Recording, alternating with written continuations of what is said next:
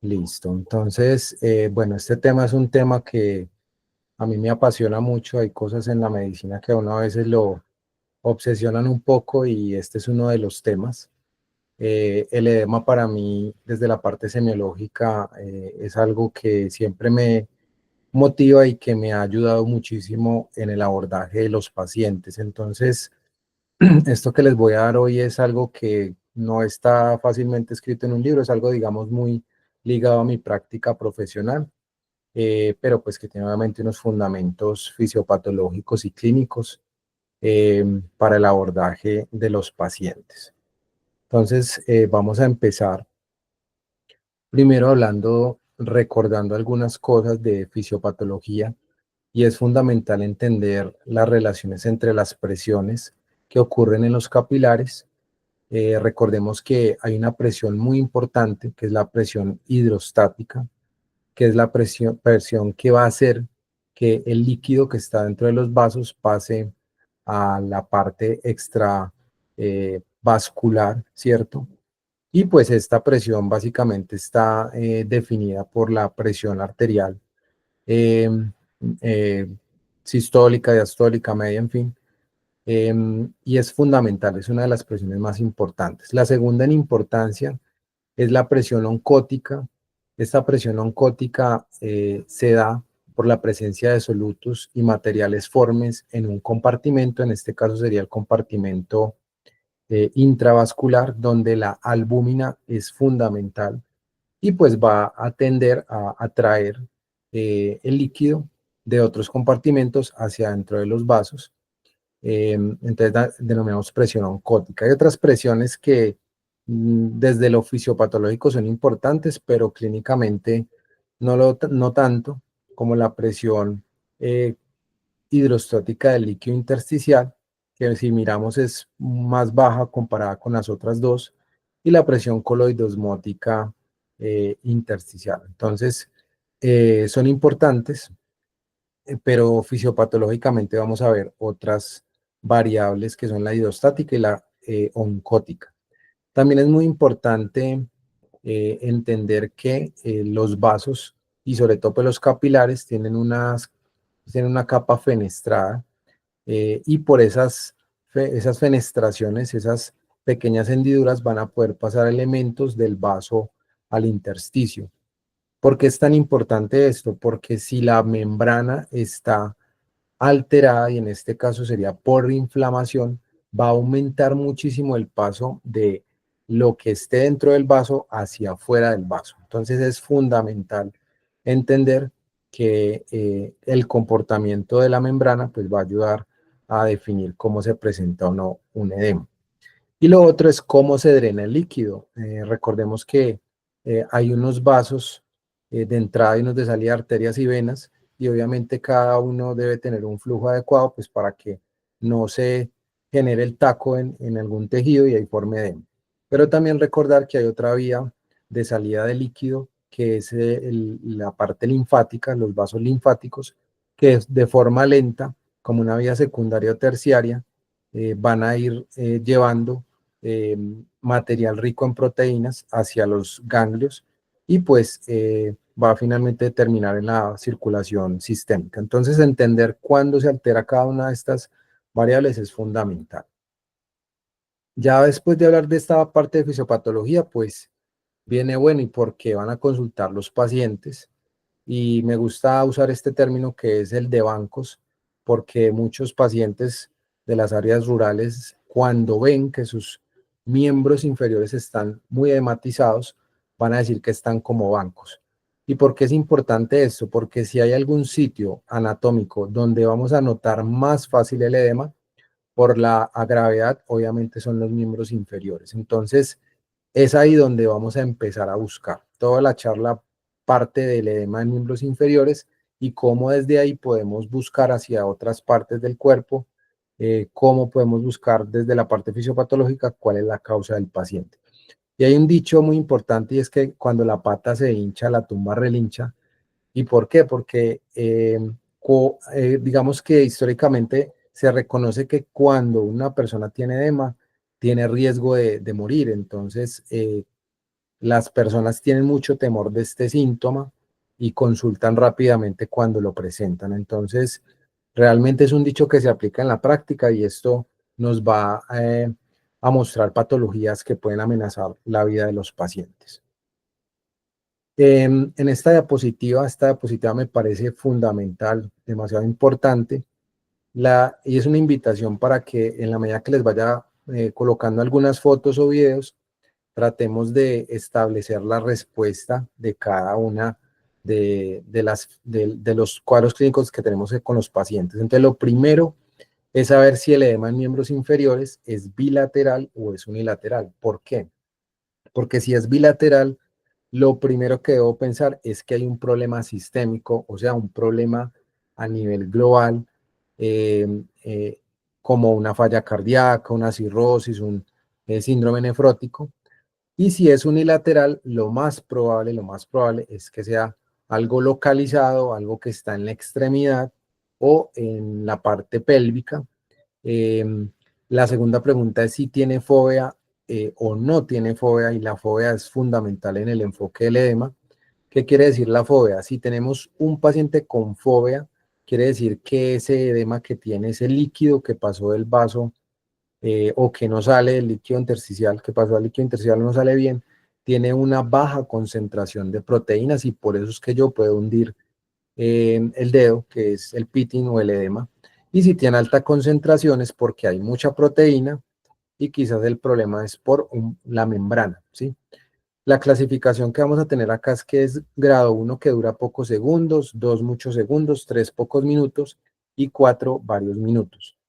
La tercera pregunta es cómo se distribuye el edema. Entonces, vamos a ir mirando que aparte de los miembros inferiores hay otras zonas anatómicas que se van a comprometer y pues ya hay unos hallazgos específicos adicionales de cada patología que pueden estar en síntomas, signos, laboratorios, imágenes que vamos a ir evaluando. Entonces, recuerden las 4 preguntas: bilateral, unilateral, con fobia, sin fobia, cómo se distribuye y qué características adicionales puede tener.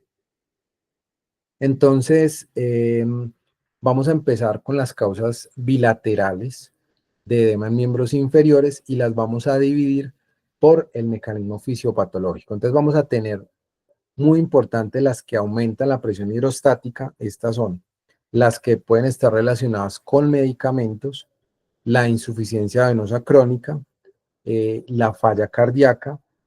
Hay unas que son por disminución de la presión oncótica, donde tenemos el síndrome nefrótico y la desnutrición, y hay unas que son mixtas, como la cirrosis, que tiene componente tanto de aumento de presión hidrostática como disminución de la presión oncótica. Entonces, lo primero que hay que preguntarnos es si el paciente está tomando algún medicamento. Estos datos los tomo de un video que será próximamente publicado por el estudiante Pablo Uribe Vélez, que estuvo en rotación de octavo, de edema por amlodipino, aunque hay otros medicamentos. El punto es que hay que siempre buscar en la lista de medicamentos este fármaco.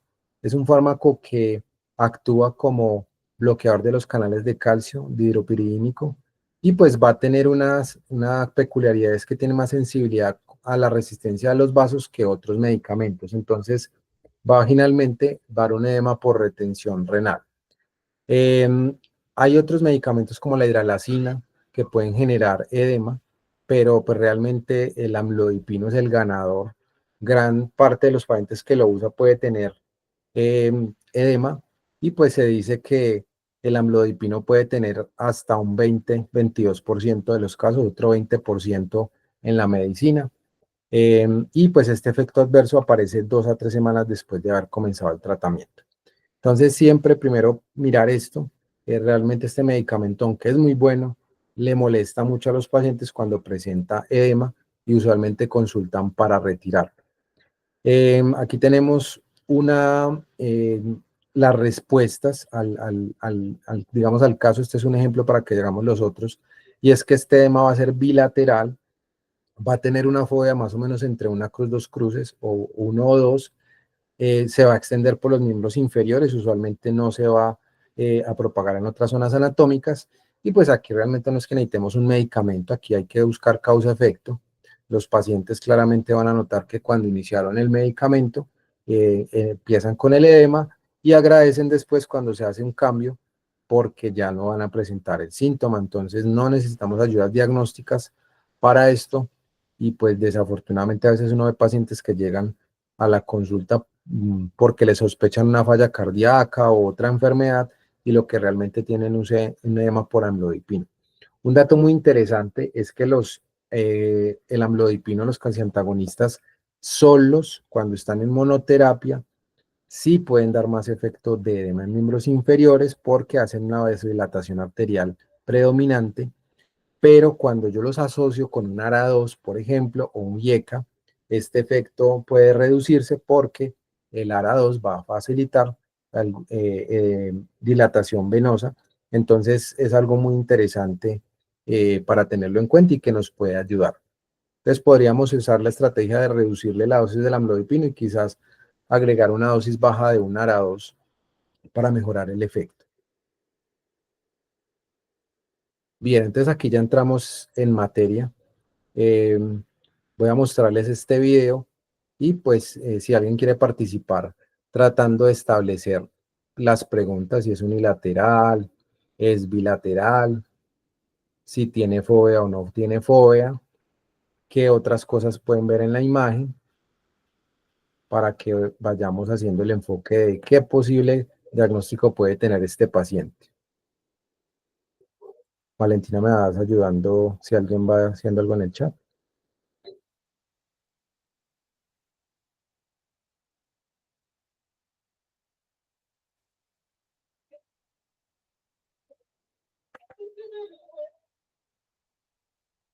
Bueno, doctor, aquí está Juan Fernando Gómez, que dice que es una insuficiencia venosa. Y también tenemos a Ana Sofía Gómez, que dice que es un edema bilateral con fobia.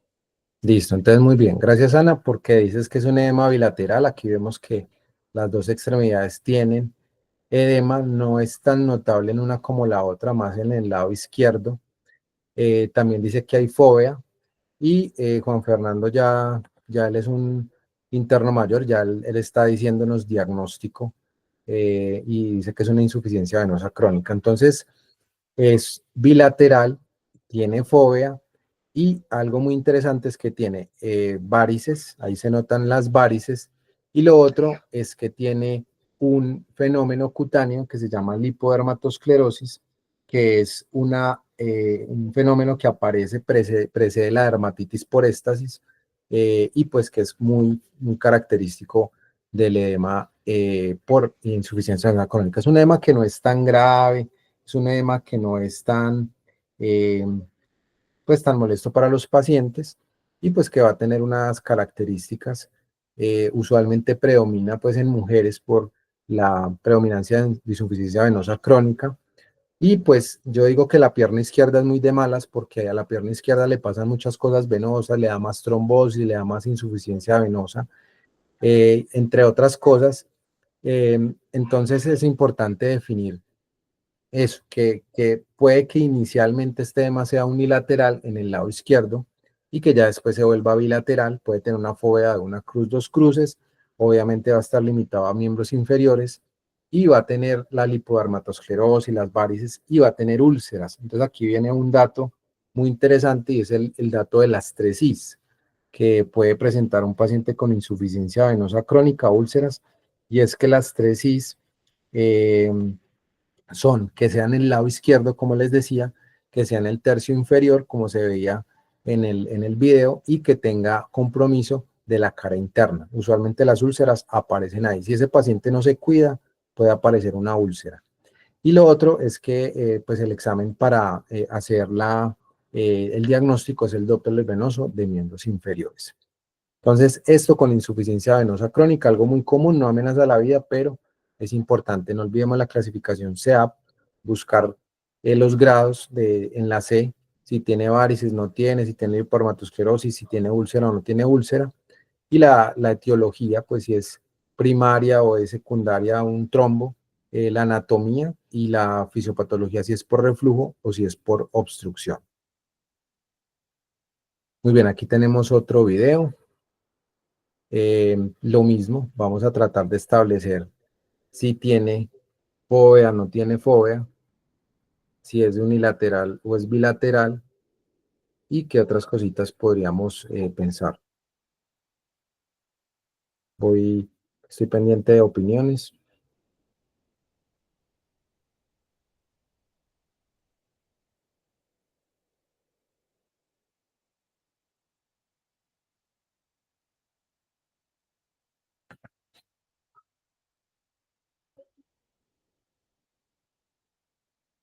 Entonces, unilateral o bilateral.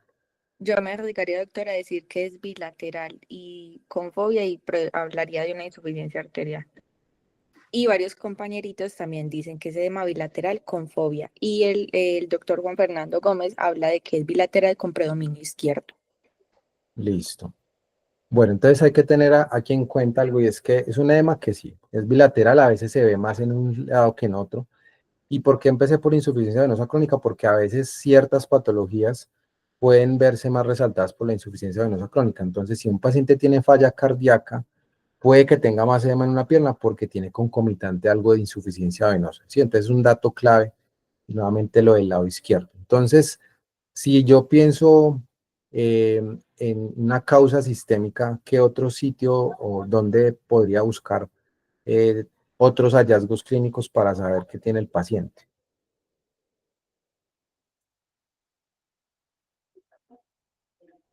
Entonces, aquí pues tenemos un edema por falla cardíaca, ¿sí? Y el siguiente sitio donde tenemos que buscar es el cuello, ¿sí? Hay que buscar en el abdomen, pero hay que buscar en el cuello. Entonces, el edema por falla cardíaca es un edema bilateral. Vemos que puede tener una fovea que va de pocos segundos a varios minutos. Eh, Obviamente está limitado en miembros inferiores, pero podemos ver compromiso por ascitis y aumento de las presiones venosas yugulares. Clave de los síntomas: ortopnea, disnea paroxística nocturna. Al examen físico ya les voy a enseñar cómo se hace cómo se aprecia el aumento de presiones venosas yugulares, y la ecocardiografía aquí y el ProBNP y el BNP son claves. Dentro del edema, que es importante, que es de inicio gradual, progresivo, que se localiza en miembros inferiores, que puede ser blando, pero a medida que pasa el tiempo se va volviendo un poquito más duro, y que puede generar dolor con los pacientes. Entonces se redistribuye muy fácil y pues vamos a revisar otros datos que hay que buscar en los pacientes cuando tienen este tipo de edema. Entonces aquí tenemos cómo se debe buscar el aumento de las presiones venosas yugulares. Los pacientes tienen que estar no a 90 grados ni a 0 grados, como lo vemos acá, sino que tienen que estar a 45 grados porque hay un fenómeno del eje flebostático, y es que justo a 45 grados vamos a tener una elevación máxima de 2 centímetros sobre la horquilla external del pulso venoso yugular, y eso nos va a orientar a que el paciente está normal. Si se sube de esto, el paciente va a tener un aumento de las presiones venosas yugulares y eso nos hace pensar más en falla cardíaca. Este gráfico es muy bonito de un libro de New England que trata solamente de hallazgos semiológicos, y aquí vemos que lo ideal es que tengamos una regla que nos mida cuánto sube la columna de sangre. Más o menos se supone que desde la horquilla external hasta perdón, desde la aurícula hasta la horquilla externa, ahí se supone 5 centímetros de agua de presión, y yo ya mido el resto, ¿cierto? Que es lo ideal, que no se pase de 3 centímetros, 2 centímetros sobre el esternón. Si se pasa, vamos a tener un aumento de presiones venosas yugulares, y esto ayuda muchísimo al diagnóstico de falla cardíaca. ¿De qué otra forma puedo hacer el diagnóstico? Puedo hacer algo que es el reflejo abdomino-yugular, que es presionar el abdomen por lo menos 10 segundos en todo el abdomen, y cuando el paciente durante los primeros 4 segundos presenta la ingurgitación y se sostiene en los otros 6 segundos, esto me dice que es positivo. Y lo otro es el signo de Kussmaul, que es pedirle al paciente que inspire. Si el paciente inspira, debería quitarse el pulso pues venoso debería irse la onda de pulso, pero en los pacientes que tienen falla cardíaca o tienen una pericarditis puede empeorarse esta ingurgitación, aunque no se debería decir ingurgitación, sino aumento de las presiones venosas yugulares. ¿Listo? ¿Por qué no se debe decir así? Porque todos tenemos algún grado de pulso venoso, entonces el correcto significado es que tiene un aumento de las presiones venosas. Y acá en esta otra imagen, pues tenemos un video de una paciente. Esto es básicamente cómo debo buscarla, el fenómeno. Y es que aquí podemos apreciar el pulso venoso de la paciente. Aquí le estábamos realizando el reflejo abdominojuglar y pues se notaba cómo se distendían un poco más las venas de su cuello. Entonces, ¿por qué quiero enseñar esto? Porque uno con estas maniobras, sin un dispositivo, sin exámenes, solo con las manos y con los ojos, puede diagnosticar una falla cardíaca, que es una falla bastante frecuente pues sí, en los abordajes de los pacientes. Entonces, aquí tenemos falla cardíaca. ¿Qué otras cosas nos es importante de falla cardíaca y que tiene que ver con la inspección de las venas del cuello? Vean, si ustedes encuentran un aumento de las presiones venosas de más de 3 centímetros de distancia vertical sobre la horquilla external de esa altura del pulso venoso, tenemos que esto predice de reducción de la fracción de eyección que está por acá. Tiene un LR muy bueno de 6,3, bueno, no tan bueno, la idea es que esté mayor a 10. También nos detecta aumento de las presiones izquierdas a nivel de diástole, y aquí abajo tenemos que también detecta eh, la elevación de la presión diastólica en el lado izquierdo. Entonces, todo esto es para argumentar y decir con evidencia que sí hay importancia de este hallazgo. Pero, ¿qué más podemos buscar en un paciente con falla cardíaca? Hay muchas cosas que nos enseñan. La respuesta anormal a Valsalva es un hallazgo. Ahorita se les voy a mostrar cómo funciona esta respuesta normal de Valsalva. Vemos aquí un LR de 8 para la presión abdominojuglar, el reflejo abdominojuglar, un poquito menos el impulso apical, que sería pues que vemos el PMI desplazado, y pues ya el C3 y el C4 no son tan buenos, así como otros hallazgos, como por ejemplo el esfuerzo pues que realiza un paciente o los crépitos, ¿sí? Y hay una respuesta normal a Valsalva que ¿qué es? Es una respuesta que todos tenemos. En la parte de arriba está que cuando una persona hace una Valsalva, le tomamos la presión arterial y se supone que más o menos, digamos que el paciente tiene una presión arterial de 120. Si yo le digo al paciente que realice una valsalva, yo puedo subir el manguito, la presión del manguito a 135, y la idea es que yo escuche cómo la presión, cómo escucho midiendo la presión arterial, cómo aparece el sonido y cómo desaparece, ¿sí? Y ya cuando el paciente se libera, entonces ya vamos a ver que la presión desciende bastante, esa es la fase 3, y vuelve a aumentar en una fase 4. Pero los pacientes con falla cardíaca no van a tener esa respuesta. Esos pacientes, si yo dejo el manguito inflado en los 135 milímetros de mercurio, van a tener un primer pico y ya después no voy a tener ese segundo pico en la fase 4. Es una maniobra difícil, pero tiene muy buen LR. Entonces nos puede servir en un primer nivel eh, perfectamente para predecir falla cardíaca. Pero pues la punta la cereza del pastel es, pues si tenemos eco, muy bueno. Esta simplemente es una imagen de un paciente con el ecógrafo con el que hacemos prácticas en GREMI, y es que tiene un ventrículo derecho muy dilatado, y pues realmente el ventrículo derecho es más, se asocia más a edema, y sobre todo en miembros inferiores. También, ¿qué podemos ver? Podemos ver la presión en las venas hepáticas. Esta imagen es de un paciente que tenía una falla cardíaca descompensada y que tenía un predominio derecho, y aquí vemos la gran dilatación de la vena cava llegando a la aurícula derecha. La idea es que esto no sobrepase 20 milímetros, pero pues este paciente tenía mucho más distancia y pues eso indica que el paciente está congestionado. Muy bien, entonces ahora tenemos este video. Este video fue ayer. Ayer justamente encontré esta paciente y volvemos con las mismas preguntas. ¿Es bilateral? ¿Tiene fobia? ¿No tiene fobia? Obviamente ya hablamos de falla cardíaca.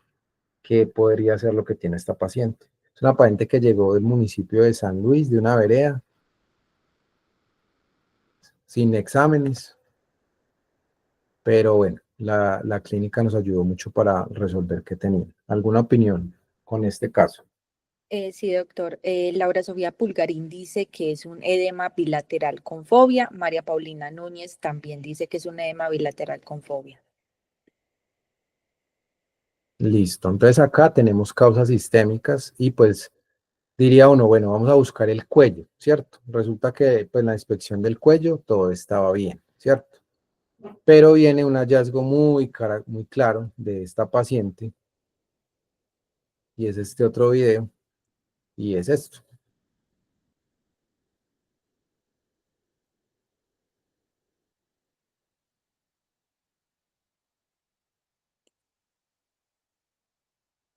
¿Alguna opinión? Sí, Ana Sofía Gómez nos dice que puede ser asociado a cirrosis. Listo, entonces aquí vemos una paciente con una ascitis, ¿sí? Y llegó por consulta, una paciente que estaba muy preocupada obviamente por el edema de miembros inferiores y porque estaba embuchada, entonces claramente eso era lo que le estaba causando el problema. Entonces tenemos una segunda causa de edema sistémico de causa bilateral miembros inferiores y es la cirrosis. Entonces, siempre hay que mirar la forma en que se distribuye el edema. En falla cardíaca el edema es ascendente, empieza en los miembros inferiores y va subiendo, pero en cirrosis pasa algo y es que el abdomen es el protagonista. Entonces, aunque la paciente tenía edema en miembros inferiores, aquí el problema era la ascitis. Entonces la ascitis es el hallazgo que nos debe pues hacer sospechar la cirrosis. Bueno, perdón, yo voy aquí pasando que se me colgó la presentación. Entonces, la primera pregunta era si era bilateral o no. Es bilateral, tiene fobia, sí. Aquí recordemos que es una causa mixta. Y que otra característica es que pues, es un edema que va a predominar en el abdomen. Ya otras características, pues que ya hemos repasado siempre en octavo en cirrosis, es que el paciente tenga eh, telangiectasias, que tenga nebus rubí, que tenga ictericia y pues que tenga unas alteraciones del perfil hepático, que sería el examen clave para saber qué pues tiene el paciente.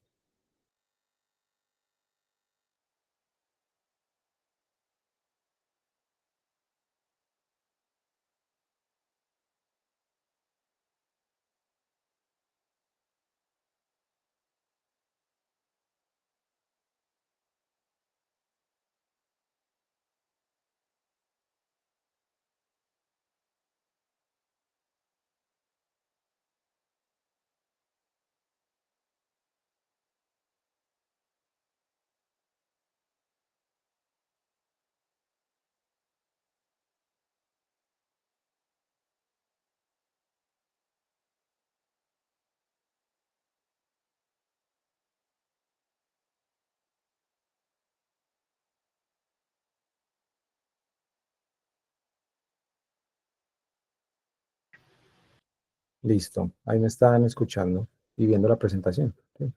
Sí, doctor. Listo, entonces aquí pues ya tenemos la hidropesía, que es el término con el que se refiere la gente al hallazgo de la citis, y pues es una acumulación de líquido en el abdomen, y pues esto nos abre muchas posibilidades diagnósticas, pero básicamente la más importante es pues la cirrosis. También tenemos que pensar en carcinomatosis, y un paciente puede parecerse al de la cirrosis con una carcinomatosis por edema en miembros inferiores por desnutrición, que ya vamos a ver las diferencias, pero pues aquí la clave es mirar las causas de ascitis. Entonces vean el gráfico, la forma en que se distribuye el edema en el paciente. Tenemos que es un edema bilateral, tiene una fobia de 1 a 3, que es bastante. No tiene aumento de las presiones venosas yugulares y, como les decía ahorita, tiene ictericia, puede tener encefalopatía, y aquí es demasiado importante en el perfil hepático la albúmina. La albúmina nos ayuda mucho a saber el mecanismo de edema y también es pronóstico cuando le hacemos la escala Child-Pugh.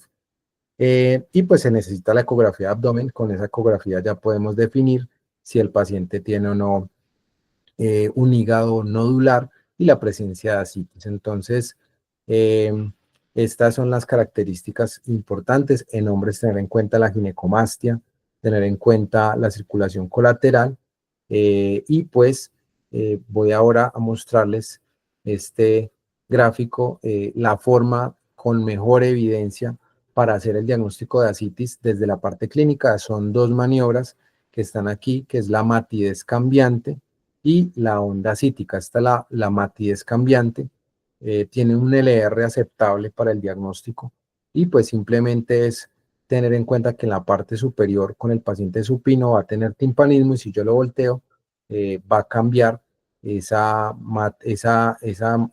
timpanismo a matidez.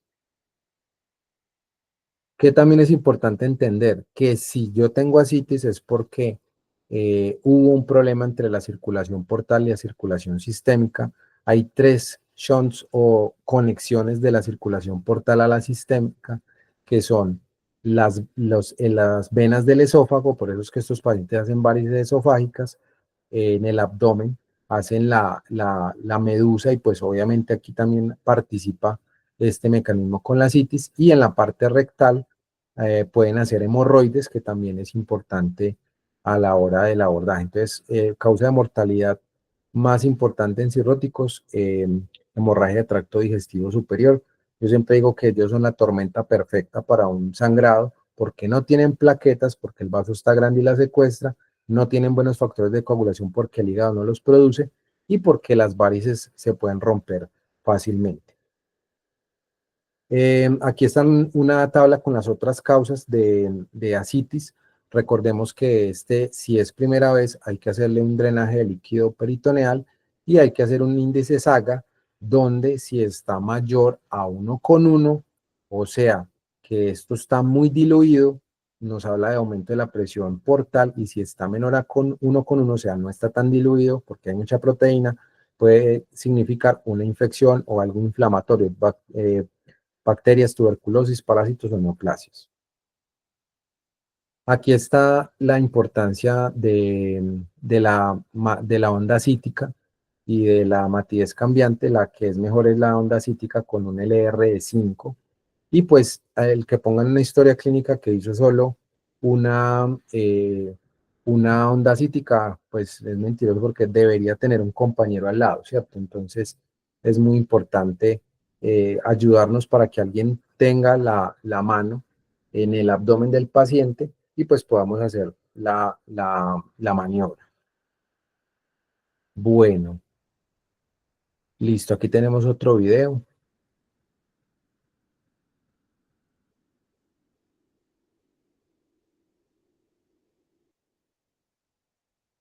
Y nuevamente la pregunta si es unilateral o bilateral. Ya vamos a ver la otra extremidad.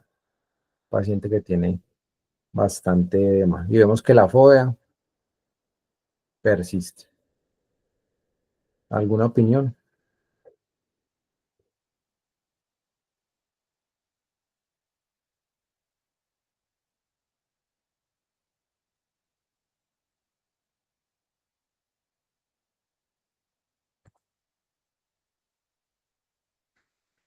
Doctor, es un edema bilateral con fobia, supongo que mayor a 10 segundos al parecer. Listo. Entonces aquí tenemos una fobia muy larga, ¿cierto? Y aquí viene un dato que es muy interesante, y es que todo lo que hablamos ahorita era presión hidrostática, ¿sí?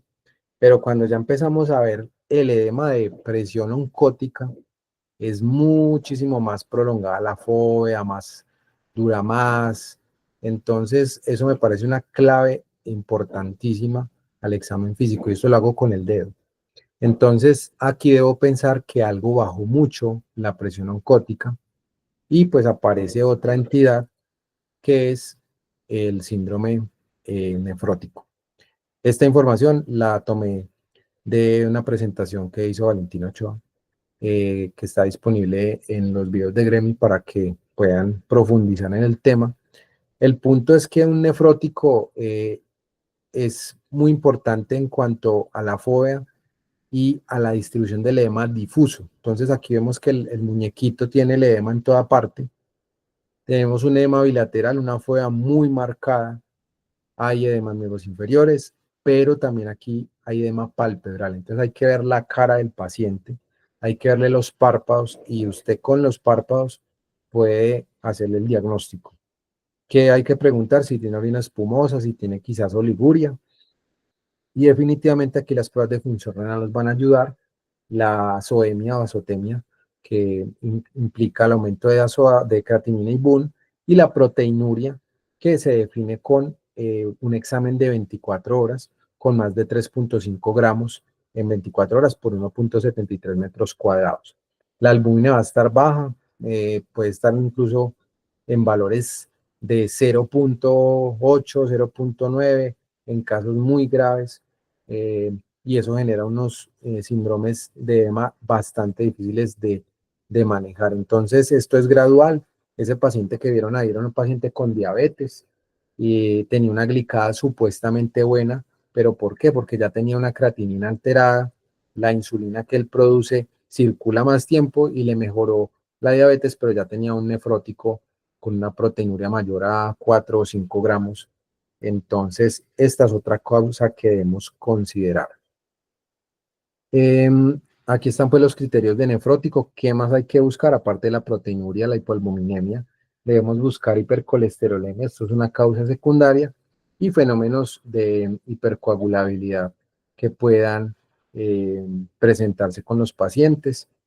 Em, Aparte de esto, mirar pues las causas. Recordemos que hay que buscar primero unas causas secundarias y después unas primarias. Y pues como les comentaba ahorita, el ojo es fundamental. De hecho, a veces se ve una línea blanca en los párpados, y es que el edema cambia la coloración del párpado, y esto nos puede ayudar mucho. Estos pacientes también tienen más riesgo de infecciones, y pueden tener anemia por daño por enfermedad, daño de órgano por enfermedad renal crónica, porque no producen buena eritropoyetina.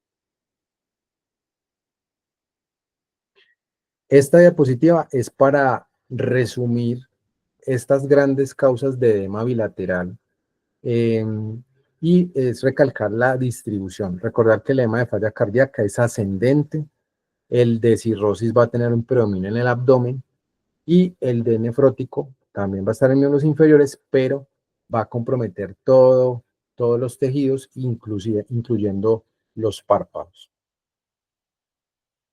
Bueno, aquí vamos a ver otro video. Todos estos pacientes atendidos pues en la práctica.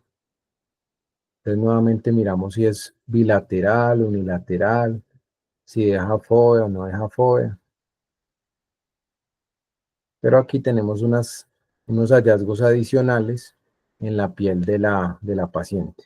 Una señora, y aquí se ve el hallazgo. ¿Alguna opinión?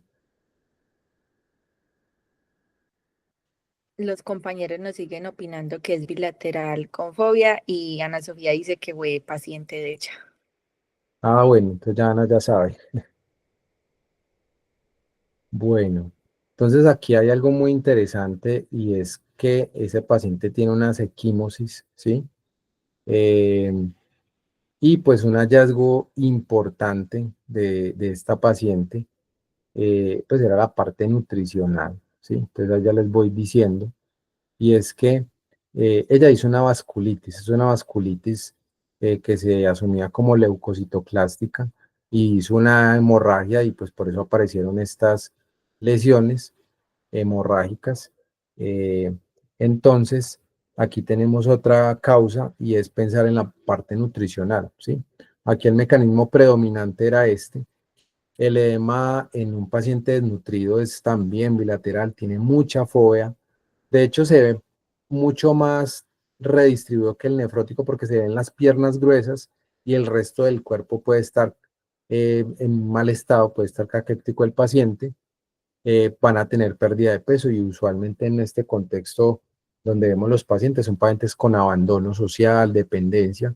Aquí la clave nuevamente es la albúmina y aquí estos pacientes hay que pedirles marcadores nutricionales. Por ejemplo, pueden tener anemia ferropénica, pueden tener deficiencia de vitamina B12, pero también hay que pensar en cáncer porque el cáncer puede llevar a los pacientes a un estado catabólico donde pierden albúmina, hacen anorexia, no comen y bueno, cuando ya llegan en estados avanzados es que eh, descubrimos la enfermedad. Entonces también pueden tener carcinomatosis peritoneal, pero muy importante eso, pensar que si hay mucha fobia o es por culpa del riñón, porque no está, se están saliendo las proteínas o porque hay una malnutrición. Esta ya es una foto de otra causa sistémica. Aquí pues ya tenemos las extremidades y tenemos pues la cara del paciente, ¿cierto? ¿Qué opiniones hay con respecto a este caso?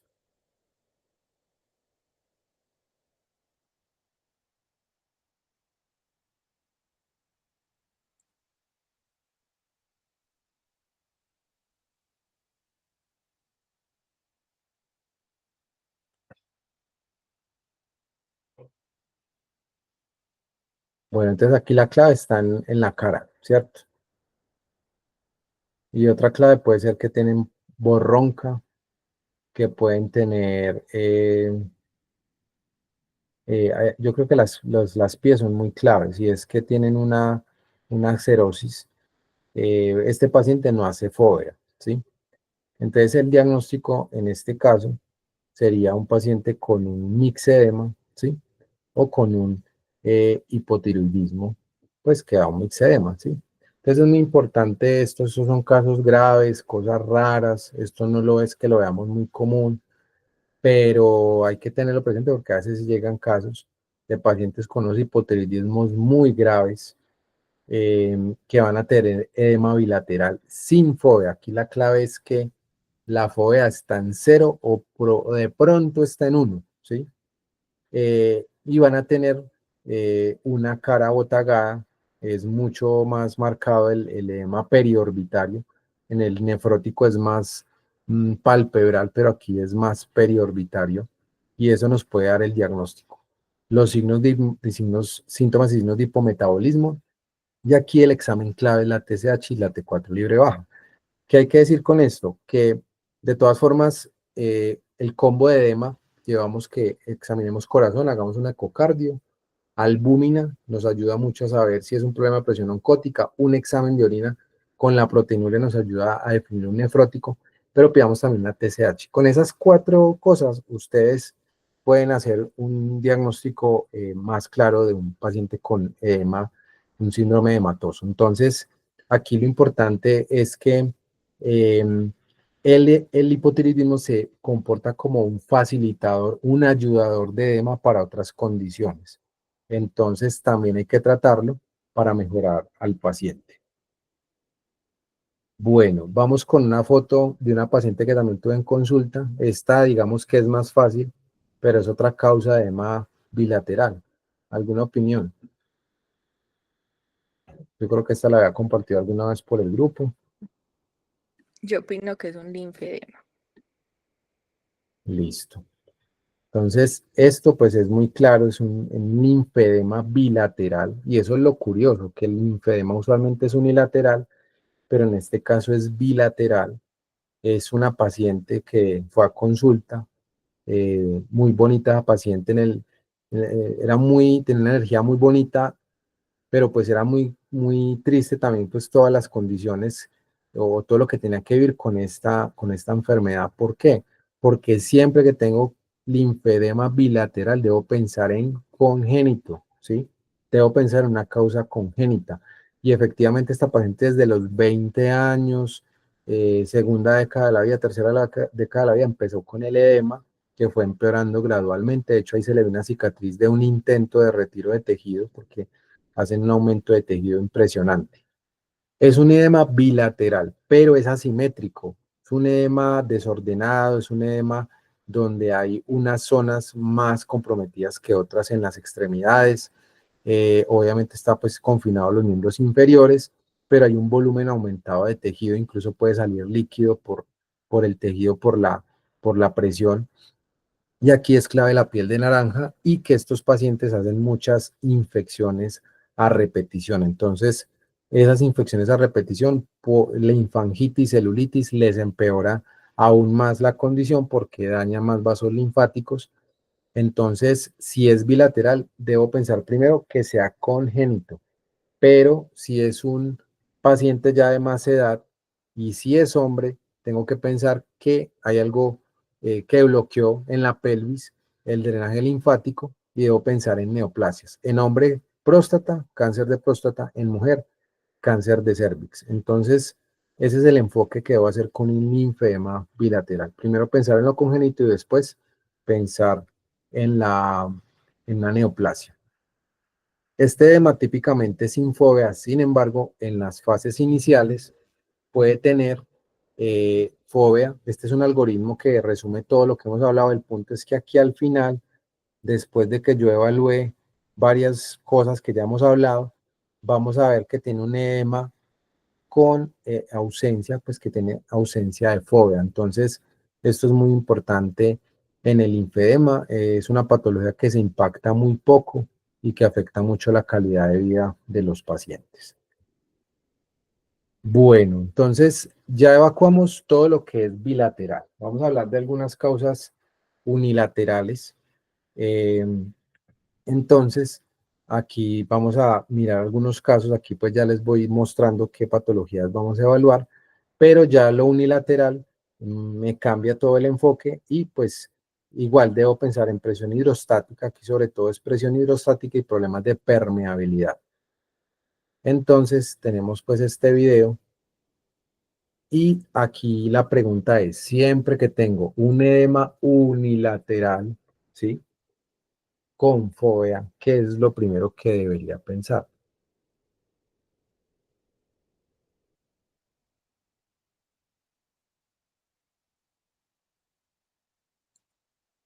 Pues obviamente solo les muestro una pierna porque la otra estaba bien, pero deja fovea y parece que es un edema que va comprometiendo toda la extremidad. Entonces, lo primero que hay que pensar es en una trombosis venosa profunda y aquí de características de la trombosis venosa profunda es que el edema pues debería tener compromiso de toda la extremidad.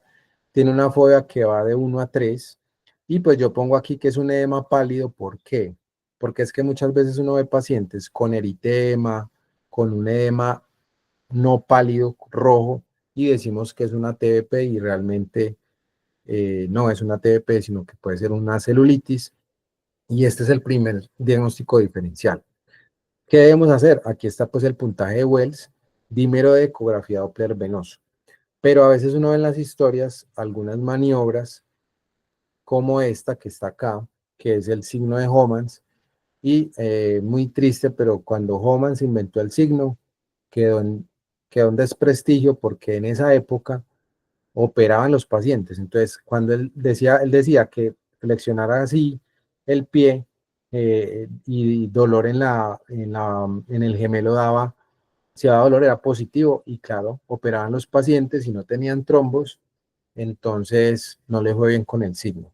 Entonces, vean, trombosis venosa profunda es una patología muy común, pero de acuerdo a lo que tenemos de evidencia, y les muestro esta tabla de los LRs y de la sensibilidad y especificidad de los hallazgos, encontramos que realmente ninguno es lo suficientemente bueno para decir que el paciente tiene una TBP. O sea, todos individualmente son malos. Pero cuando yo combino todos los signos, sí es útil. Entonces, por eso es que apareció la escala de Wells, ¿sí?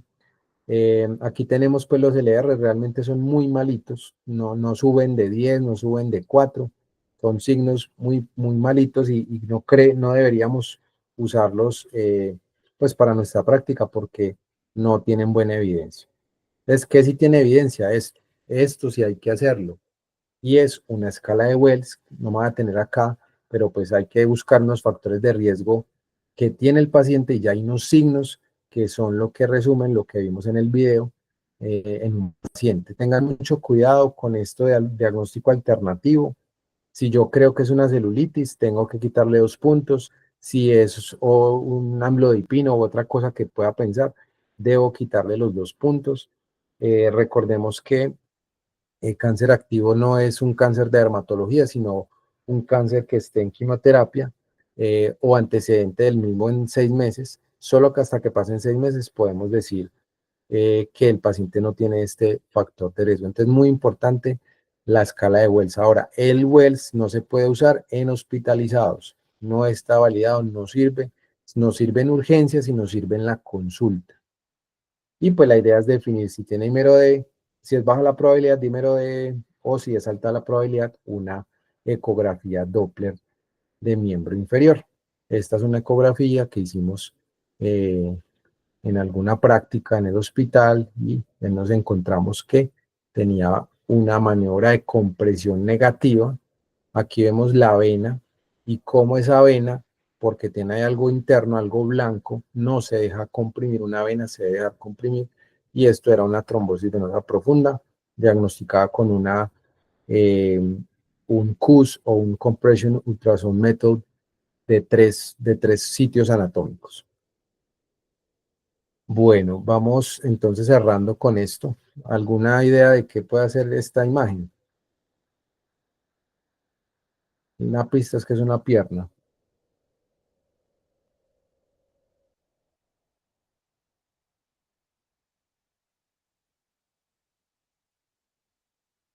Y la otra es que la parte posterior de la pierna.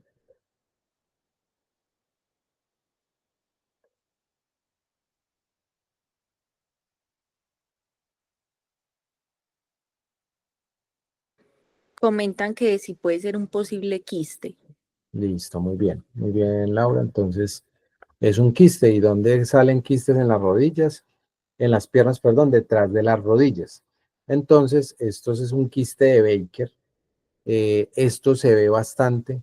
Entonces aquí la clave es que es un paciente con osteoartritis, con obesidad, que tiene un daño de rodilla importante y pues es un quiste que se forma por líquido que lubrica la rodilla y esto puede comprimir las venas. Entonces se va a comportar igualito que una TBP, pero la distribución no va a ser tan alta, puede ser hasta la rodilla, la fobia puede ser igual que la TBP 1, 2 o 3, también tiene edema pálido y pues la clave es hacer una ecografía en fosa poplita. Entonces es muy importante esto porque confunde mucho con una TBP, pero también puede dar una TBP, o sea, un quiste de Baker puede dar TBP. Si no se trata, si persiste el efecto obstructivo, por la tríada de Virchow, por el éstasis, puede formar un trombo y dar una trombosis profunda y un potencial tromboembolismo pulmonar. Este video ya lo hemos visto, es el video completo de un paciente que ya habíamos evaluado, que habíamos dicho que tenía una insuficiencia venosa crónica, pero él también tenía algo más y se ve en esta parte, y es un cambio en la coloración en la piel, y aunque tiene fobia, la fobia no es uniforme, ¿sí?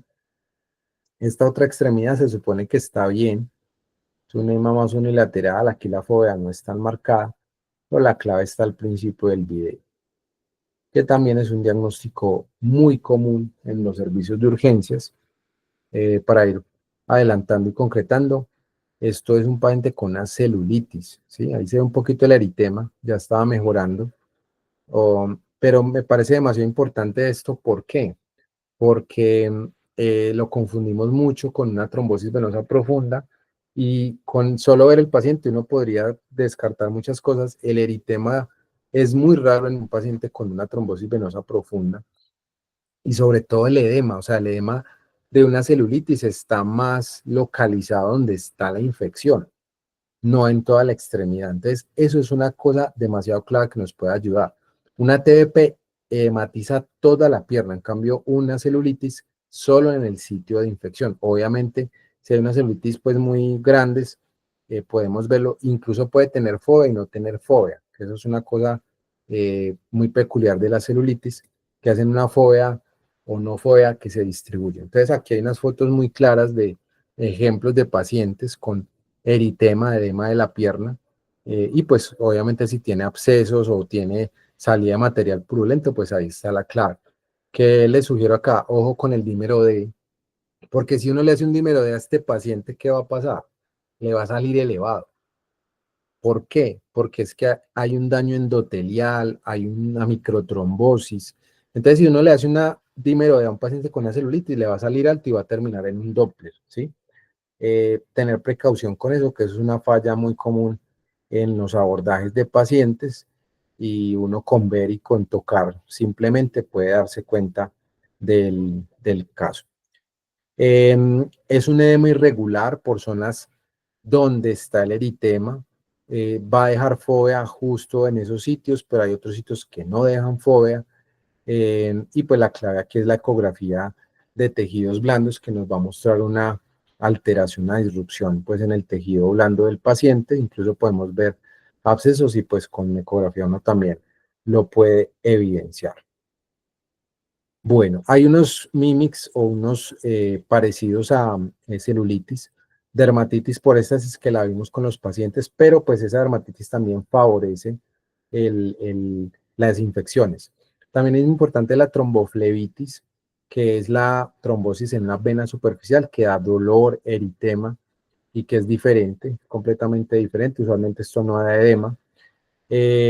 Úlceras, la gota, aunque realmente la gota pues realmente estaría en una articulación. Y ya hay pues otras infecciones de tejidos blandos que se van a caracterizar más es por la alteración de la piel como tal, ¿sí? Entonces hay que tenerlo en cuenta.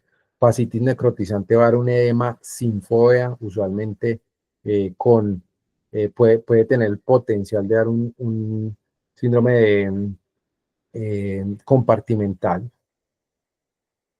Y pues acá hay unos ejemplos de mimics que nos pueden hacer pensar en una celulitis. Tengan cuidado sobre todo con los pacientes con insuficiencia venosa crónica, con lipodermatosclerosis y con úlceras, aunque una úlcera puede infectar y puede darnos un cuadro similar.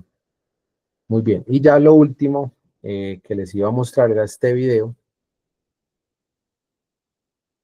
Entonces les he mostrado puras piernas, ¿cierto? Entonces acá tenemos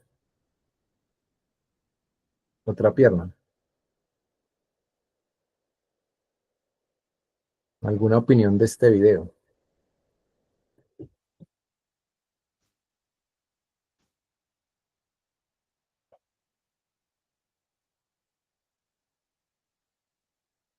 Doctor, ¿el edema solo es en un lado, es bilateral o es unilateral? Solo es en un lado. No sé, hay pacientes con cáncer de mama que se les puede manifestar con un edema solo en un lado, en Listo, miembro eso. superior. Muy bien. Entonces Nancy estaba diciendo eso, efectivamente. Entonces esto es un brazo derecho y vemos, la paciente tiene un eritema muy, muy sutil, ¿sí? Pero aquí lo clave es eso, que este edema es casi que propio de un antecedente de SEA de mama, ¿sí? Entonces si nos vemos que la fobia no es tan clara, se desaparece muy rápido, pero ¿saben por qué no? Y aquí no tiene fobia, vean que aquí no tiene tanta fobia, ¿sí? Que es donde tiene eritema. Entonces, esto es una celulitis de miembro superior derecho en una paciente en un linfedema unilateral y es pues consecuencia de un vaciamiento ganglionar por un CA de mama que tuvo. Realmente eso es lo que hay que pensar en un linfedema pues en miembro superior, ¿cierto? También hay linfedemas en miembro inferior unilaterales y aquí vamos a tener un enfoque diferente. Entonces, en miembro superior definitivamente hay que pensar antecedente de SEA de mama, pero si es en miembro inferior, tenemos que verificar si el paciente tuvo una cirugía pélvica, alguna radioterapia, ya hemos hablado pues de esa de próstata, eh, y que tuvo pues o un vaciamiento ganglionar por melanoma, que es otro de los tumores. Eh, y pues es importante también que el linfedema unilateral puede ser consecuencia de una insuficiencia venosa crónica que ha llevado a infecciones y a otra infección, y eso va dañando eh, el drenaje linfático y puede dar un linfedema posterior en insuficiencia venosa crónica. Que es importante acá, que es un edema irregular, acumula tejido, la fobia pues no debería estar, y lo otro es que tiene una piel de naranja, que aquí apreciamos cómo se, se ven los pacientes por la tensión que se genera en la piel y pues en los folículos de la piel. Entonces, este pues es el último caso de pacientes. La idea es que esto es muy semiológico, esto es bastante sencillo, básico, con las manos, con los ojos, aplicarlo con los pacientes, pero créame que si uno hace, hace la respuesta a estas preguntas que formula al principio, va a tener más facilidad de enfocarse con el paciente. Ahora, no olvidemos que los pacientes no solo son una enfermedad. Justo antes de ayer estaba con un paciente que tenía 4 o 5 causas de esto. Tenía falla cardíaca con FEI 30%, tenía albúmina de 2,5, tenía una creatinina en 4, tenía proteinuria porque era diabético, es diabético, entonces tenía una TSH como de 16. Entonces, todo eso le generó un edema impresionante, y pues aquí ya se complejiza todo para manejar los pacientes. Bueno, eso era lo que tenía para hoy con este taller. ¿Alguna pregunta o inquietud?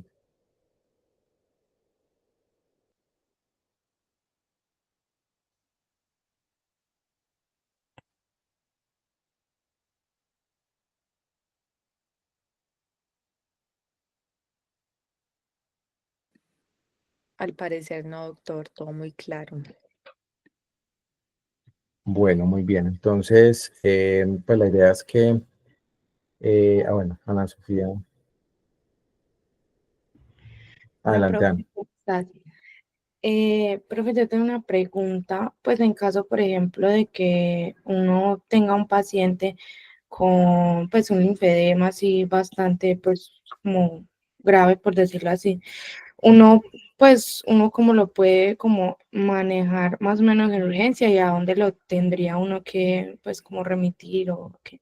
Entonces, un linfedema, ¿cierto? Sí, Bueno, bueno, es complejo. Como les digo, esos pacientes son eh, muy difíciles de manejar. La idea es que ese linfedema tomó mucho tiempo para desarrollarse. ¿Y qué puedo decirte? Cuando hacen infecciones seguidas de celulitis a repetición, hay una forma de ayudar a que no le den tantas infecciones, y es que uno puede hacer unos esquemas, pues a darle el tratamiento al paciente y mandarle penicilina mensual, penicilina benzatínica, eh, por unos meses, y eso podría ayudarles un poco. Lo otro es que definitivamente necesitan drenaje, eh, drenajes por otras acompañantes, familiares, que les ayude a manejar el edema. Aquí los diuréticos no son tan buenos, no ayudan porque es que la fisiopatología es otra, ¿sí? Podría intentarse colocarle diuréticos, pero pues lo ideal es que lo diera un cirujano pues, vascular, pero realmente los manejos desde lo quirúrgico con estas patologías son muy complejos, porque esto ya es de microcirugía. Y lo otro es que es importante la pérdida de tejido, o sea, quitar tejido, pero también pues eso tiene riesgos con los pacientes. Entonces es muy complejo, es muy frustrante. Esa paciente que les mostraba la foto fue una frustración muy grande, porque no, ¿qué más? O sea, no se podía impactar en la paciente porque es un problema micro lo que tiene. De hecho, gracias, profe. listo, me recuerdo cuando trabajaba de médico general, un habitante de calle que tenía un linfedema bilateral y ya tenía amputado uno de los pies, una amputación infracondilia, y por la rodilla le drenaba líquido. O sea, Era muy triste pues porque él todo el tiempo era botando líquido por ahí, le ponían gasas, era muy complejo, pero no había más, no podíamos impactarlo más y más con sus condiciones de vida porque se perdía, consumía y volvía peor y le daban infecciones. Entonces es algo muy frustrante. ¿Alguna otra pregunta?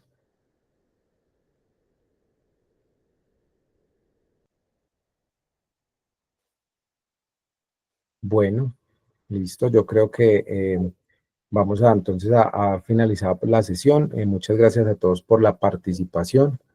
Yo creo que ya nos queda solamente una actividad del grupo para este semestre. Y bueno.